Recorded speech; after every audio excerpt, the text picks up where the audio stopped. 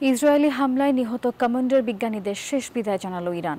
৬০ জন ইরানি নাগরিকের অন্ত্যেষ্টিক্রিয়ায় অংশ নিতে শনিবার তেহরানে নামে হাজারো মানুষের ঢল। আয়োজনে ছিলেন ইরানের প্রেসিডেন্ট মাসুদ পেজেশকিয়ান সহ শীর্ষ কর্মকর্তারা।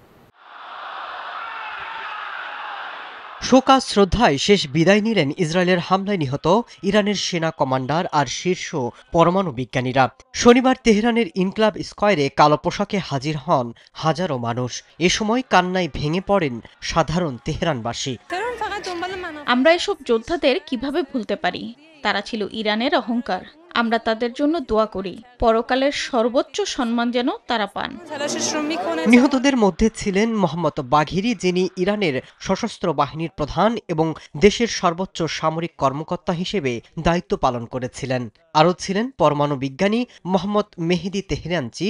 এছাড়াও রাষ্ট্রীয় এ আয়োজনে সম্মান জানানো হয় কয়েকজন নারী এবং ৪ শিশুসহ ৬০ জনকে।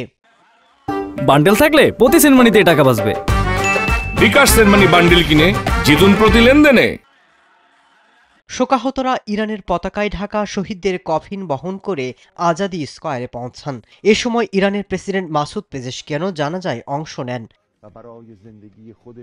গেল ১৩ জুন ইসরায়েল ইরানের পারমাণবিক, সামরিক ও আবাসিক স্থাপনায় বিমান হামলা চালায়। এতে ৬০০ জনের বেশি মানুষ নিহত হন। তাদের মধ্যে ছিলেন শীর্ষ সামরিক কর্মকর্তা, পরমাণু বিজ্ঞানী এবং সাধারণ নাগরিক। মাসুদ রানা, নিউজ 24।